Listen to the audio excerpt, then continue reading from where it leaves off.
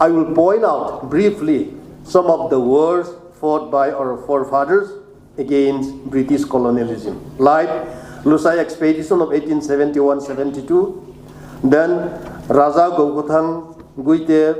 War of Sovereignty and his arrest in 1871, Declaration of Sovereignty and uprising by the Chassad in 1877,